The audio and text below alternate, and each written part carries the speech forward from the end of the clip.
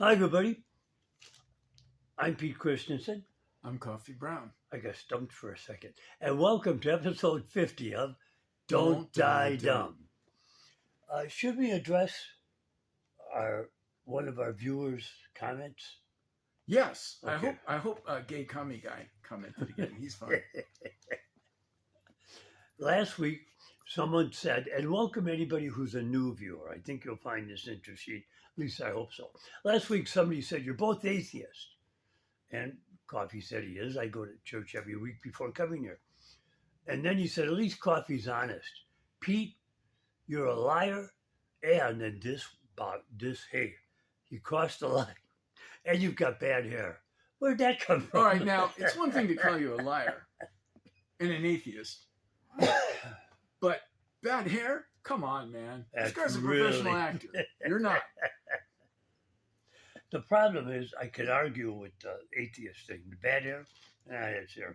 Let's talk about something topical. RFK from the Trump cabinet has said we're not going to get MMR, the mumps, rubella, and measles vaccine. We're going to split these up. And instead of getting 17 vaccines, we're going to get 11 children. And in an interview just moments ago, I heard he was saying the problem with vaccines is nobody trusts them anymore. And the only way we can have trust is if we don't make any of them mandatory. Now, I am a medical assistant from the great state of Arizona, but you're actually a doctor.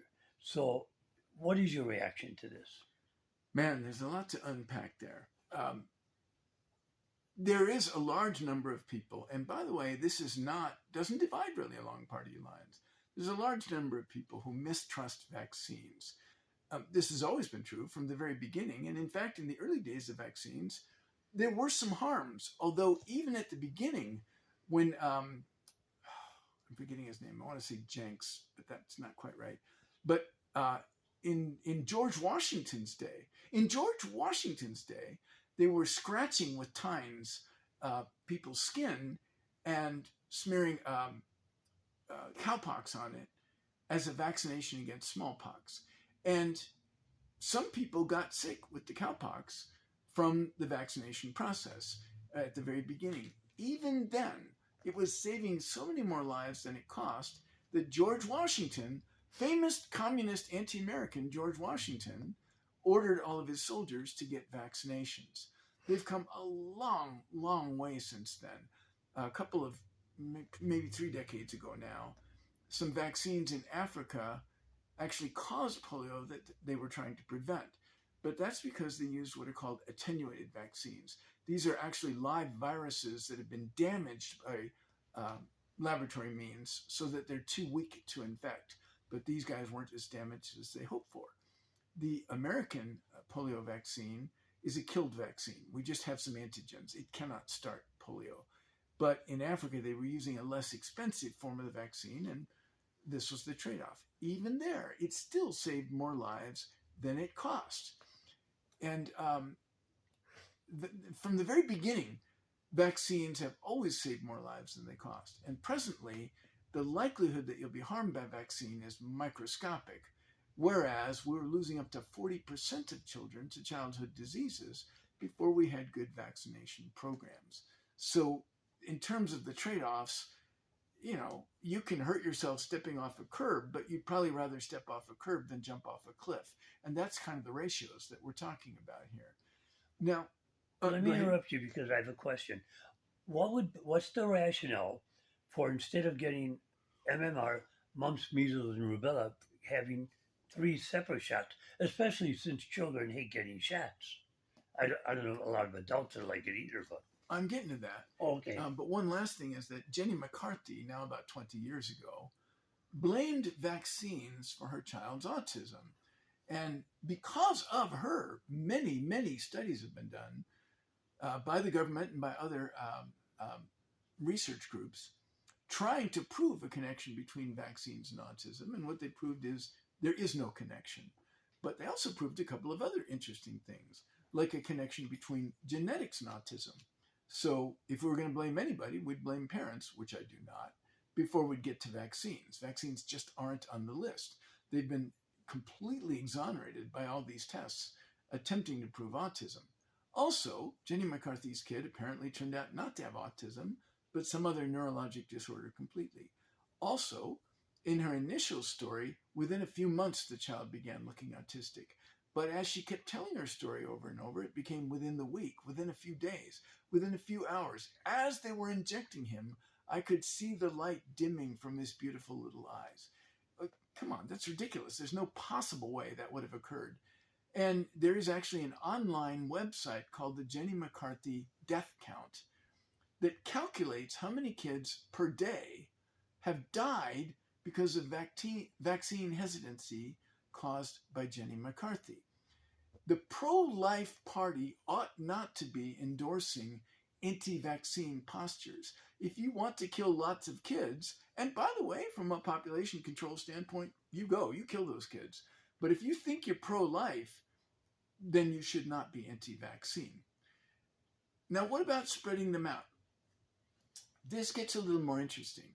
The anti-vaccine posture itself is just factually wrong. Vaccines save lives. Very rarely somebody has a negative reaction to a vaccine, but in terms of odds, vaccines save far, orders of magnitude more lives than they harm. And I didn't say kill because deaths are vanishingly rare, but they do occur once in a great while. However, there are some legitimate questions. Do we need all the vaccines we have? Is every vaccine better than not getting vaccinated, or are some of them, the benefits are marginal enough? And I'll describe a good case for you in a minute. And this is both a pro and an anti-vaccine case. So I work in healthcare, and most healthcare workers have a mandate that we have to be vaccinated every year against the flu. And the primary reason for that is that we don't want to be infecting our patients.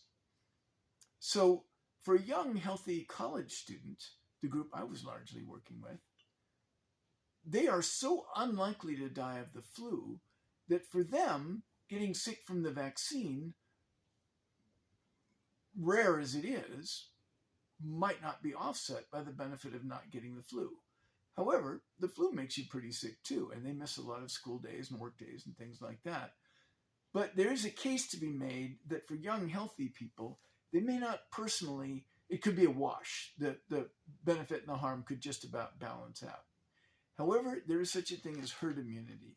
And this is something that a lot of anti-vaxxers hate this concept, but it's kind of important.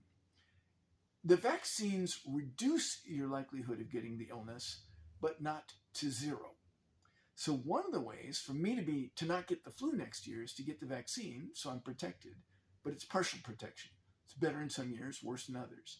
But also for Pete not to get the flu, because if Pete gets the flu, my risk of infection goes up, whether I'm vaccinated or not. It's lower if I'm vaccinated, but it's still higher if I'm sitting next to somebody with the flu. Herd immunity is that we all get the vaccine to protect each other, not just to protect ourselves. And for some reason, the idea that we would protect each other is anathema to the political right. And I don't know why that is. It seems like it would fit in with traditional and Christian values. For example, the word quarantine is from medieval times. There isn't anything more traditional you could do in the setting of an epidemic than quarantine. That is like the most traditional thing of all. You would think conservatives would be the ones insisting on it. But you could ask these questions. Are we getting too many vaccines? Are we getting them too close together? And are some of the vaccines more dispensable than others? And those I don't have all the answers for off the top of my head. I can tell you that getting rid of vaccines in general will kill a lot of kids. But are there specific ones that we might dispense with or put off until later? You know, those are questions that are answered at the research level and is not my area of expertise. So I don't want to say that every question about vaccines is an illegitimate question, but two questions have been asked and answered up the wazoo. One, they do not cause autism. They have nothing to do with autism. Nothing. Vaccines, autism, non sequitur. And the other is getting rid of all vaccines would harm far more children than it would help. Those two things we absolutely know the answers to. And while I'm thinking of it, another comment you hear a lot about vaccines, and I've heard this from RFK himself, we don't know what's in them. Yes, we absolutely do. Pick any vaccine that you're interested in, Google what are the ingredients of this vaccine, and it will take less than a minute to answer the question. I don't know where that even comes from. We don't know what's in them. We absolutely do know what's in every single one of them, and it's public information. Let me point something out. I want to wrap on this for this subject. During the COVID epidemic, when many members of the administration were actually putting down vaccines, everyone in the president's cabinet was vaccinated. And today, every one of them got all the vaccines. Again, not today, but in this administration. The reason is so they can protect the president. So when they tell you it's not a good idea, ask yourself, what did they do? Is it not a good idea for you, but not them? You got to question that. I want to talk about the heat dome. In the Southwest and a great deal of the Midwest, we had a heat dome. Now, people always tell me, well, yeah, it always gets hot in summer. We had the hottest summer on record across the globe. And we had the longest heat dome, sitting over the Midwest and the Southwest, I believe 6 to 8 weeks of record-breaking temperatures, near 100. We're in the Southwest. This was hard to take. We got through it, of course, but in my opinion, it's only going to get worse. Now, the one thing a community can do is to not create a heat island. Phoenix, Arizona did that, and they get terrible heat, worse heat than they've ever had before. Tucson doesn't get it as much. Why? Because 2 elderly women, retired, started planting trees 40 years ago. Over 150,000 trees have been planted in the area. And that city is cooler, even though they're further south than Phoenix, Arizona. I think most cities, especially in the Southwest, should plant, and don't get me wrong, indigenous trees. Don't plant a weeping willow in the South. Don't do a lawn in the South. Do ground cover and do as many trees as you can do safely without getting it into your plumbing, which they can do. Any thoughts on that? I think trees generally are great. They absolutely do extract more water from the ground. And in a place like Tucson, that's a consideration. But you're right, they help to offset the heat. And they provide environment for birds and other creatures. And clean carbon dioxide. Yeah, right, they help clean up carbon dioxide. So I think overall, trees do far more good than harm. But you do have to factor in the water usage. Well, and people keep pretending like there are not water shortages in the Southwest. There absolutely are. Let me say this. That's why I was careful to say indigenous trees. Right. If you're in the Southwest, plant cottonwoods, trees that don't take a lot of water. Plant certain trees, cactus, things that will green up your area, dispel the heat, but won't use a lot of water. And they also have positive psychological impacts on the people who live there. So a lot of benefits to trees. Now, if you say you can't afford it, get a hold of the Arbor Foundation. You can Google. They will send you a dozen free saplings if you contact. All you got to do. Now they're tiny little trees, but they're free. The more trees we plant, the better for the world. By the way, go to YouTube and watch a video called "The Man Who Planted Trees." It's one of the most. It's an animated story. It's sweet, very slow moving, and it's one of the most inspirational stories I've ever seen. In fact, one year I bought, I think, 40 copies of the paperback book and distributed them to all our friends for Christmas presents. Yeah, very nice. Now, one last thing, though, this is a bone I'm throwing to the climate deniers. Next summer will be cooler than this one. That's because this El Nino is the most intense on record. The trend will still be hotter. If you remove this summer, you'll still find a steadily worsening trend of summer heat going back now almost 50 years. Well, 30 at least. But next summer will be cooler than this one, and so you can all pretend that this is a Chinese hoax. A very religious man said to me, think how good God is. He gives us trees and put leaves on them to sit in the shade. sit in the shade in the hot summer, and he takes the leaves away to give us some nice sunlight to sit in the cold winter. Simple thing. Now, I was talking about these two elderly women that planted all these trees in Tucson, Arizona. How old is too old? Should there be restrictions on our government employees? I mean, we have restrictions on firemen, policemen. They have their retirement ages or moving into desk jobs. Should we have it on our government? There's an age limit? You can't be a president if you're under, I think, 30, 35. 35. Yeah. Should there be a cutoff date for how long you can serve? So a lot of people are asking this question now. Interestingly, Trump, when he was running against Biden, he made age a real front issue. And Biden was 5% older than Trump. But when Trump ran against Kamala Harris, he was 40% older than her. And he, in fact, would be the oldest president ever inaugurated.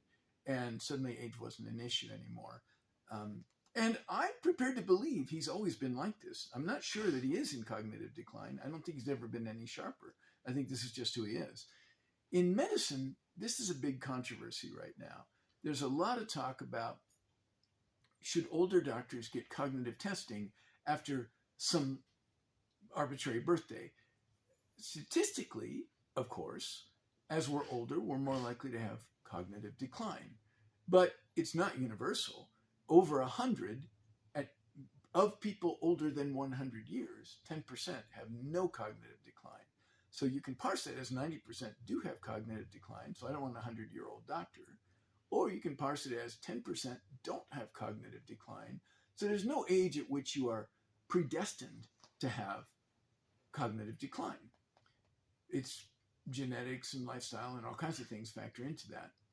So the real question in my mind is, should we have mandatory testing at a certain point? Now, in the case of physicians, we have to reboard periodically anyway. So we kind of have a built-in mandatory testing. Mm-hmm. But a lot of people in medicine are suggesting we should also, in addition, have age-related scheduled mandatory testing. We've talked about this as a nation for driver's licenses for a very long time. Older people past a certain point are statistically more likely to get into certain kinds of accidents, like driving at night and so forth. I wouldn't have an age cutoff per se for most things. I would have cognitive testing. Maybe cognitive testing might be valid. And then you have to decide, well, what percentage of people over this age is high enough to justify testing everybody, since some of them won't have any cognitive decline and it's a bit of a burden for them. For politicians, it's a little different. It would be almost impossible to do cognitive testing without making it political. Again, our current president is very proud of himself for recognizing a pencil drawing of an elephant. That constitutes genius in the current political environment. So the notion that cognitive testing of politicians would be useful, I think, is a little iffy. There, we might have age cutoffs, but we already have them if we want them. Voters could simply decline to vote for someone over a certain age, or someone who appears to show cognitive decline, like fabricating stories on the spot and not being able to differentiate reality from fiction. So I feel the same way about term limits. We already have a tool. If you think your congressperson has been in longer than they need to be, don't vote for them. And don't be a party loyalist. That's one of the ways you get trapped into these extremely long tenures in Congress. Don't be a party loyalist. Vote for people, not parties. In the last election, before the primaries, when Democrats did quite well, there were 3 exit polls, and they asked people, how'd you vote? And they said, I vote Democratic, but I held my nose when I did it. And they said, why? They said, because I blame the Democrats for the rise of fascism in America through the Republicans. And they said, how's that? And they said, they're too mamby-pamby. They're too weak. When Trump gave his State of the Union speech, a lot of Democrats didn't want to show up. They wanted the cameras to show half the government not supporting this. Instead, Hakeem Jeffries said, well, show up, but don't clap. They've been doing that for 30 years. That wimp, that's why they talk about democratic socialist. And if you don't like socialism, okay, return your Social Security check. Don't accept Medicare. When you get a fire in your house, you put it out. When you get robbed, you go search for the killer. But democratic socialism is not socialism. But Any more than neoliberalism is liberal. yeah, but my point is that the Democratic Party is no more fractured than the Republican Party, that half are fascists and half are Republicans, half are Democrats and and some are Democratic Socialists. But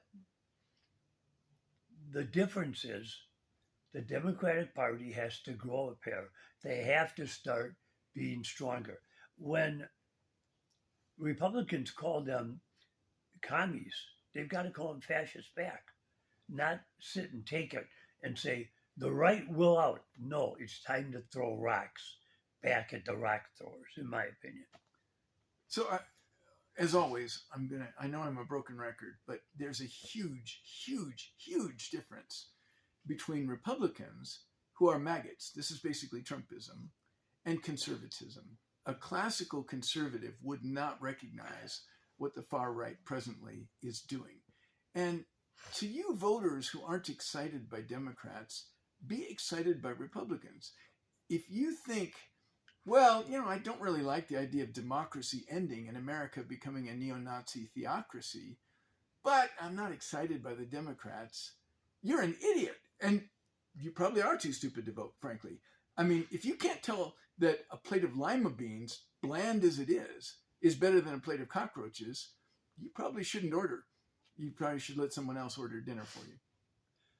I say Republicans, the majority, are good, honest, hardworking people. They've just gone to this circus and bought the pitch from the two-bit Carney pitch man, and they're going along. Only 20%, and I think it's even lower now, are hardcore MAGA cult members.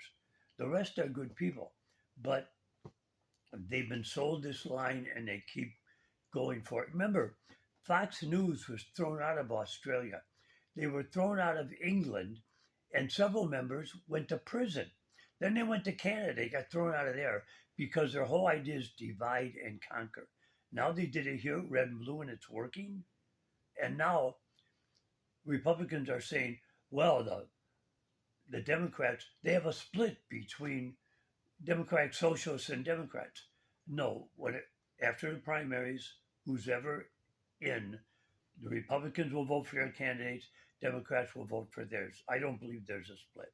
But let us change the subject now and talk about money. How much do you need? All of it. Yes, of course. That's what everyone says. Money. That's why they call it money.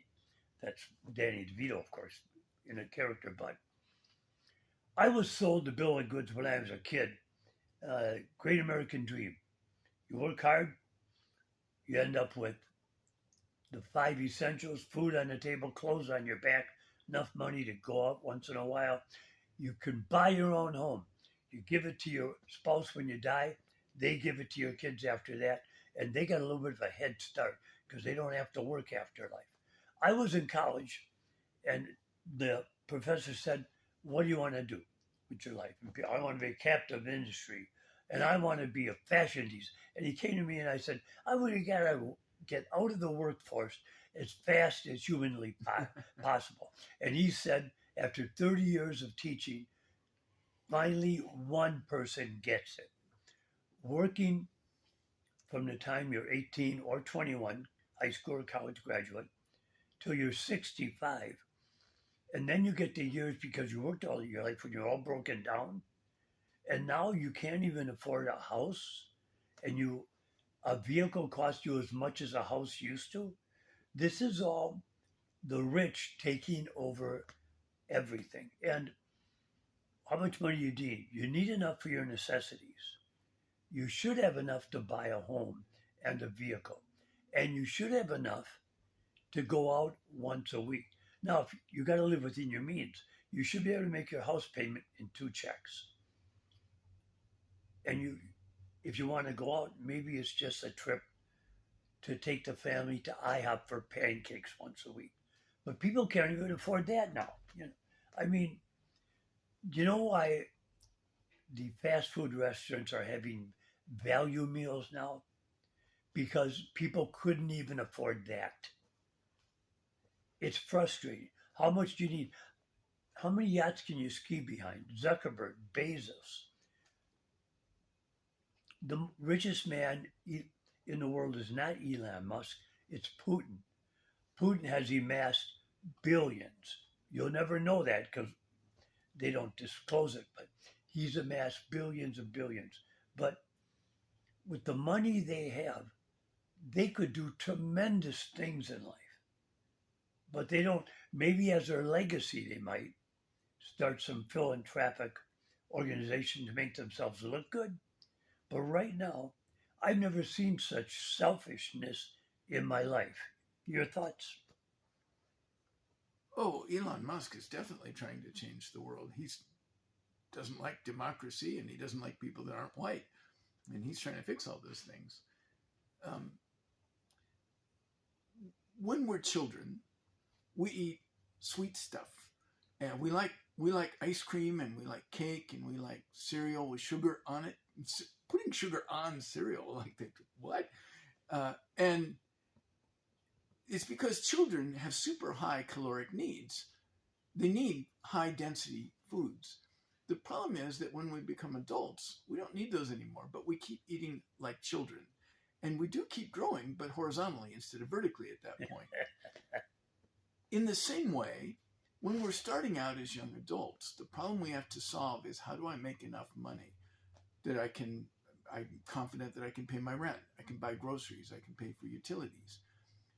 But at some point, with any luck at all, you get far enough in your career that you can do those things pretty reliably. The problem is, by then, all you've ever learned is, I need to make more money. The only number Americans usually know is the word more. Just as we eat like children after we grow up, and it's inappropriate, we chase money like young adults after we're middle-aged. And so we remain slaves to money after it's a solved problem. Even at the national level, we broke from King George partly over the rights of personal ownership of land and property and other people, but that's another story. Property ownership itself became conflated with religion in America. And I think it's true that you need to be able to own your own stuff in order to be free. But more is better is the way that we think about stuff. Look at all the maxing that we've talked about in previous episodes.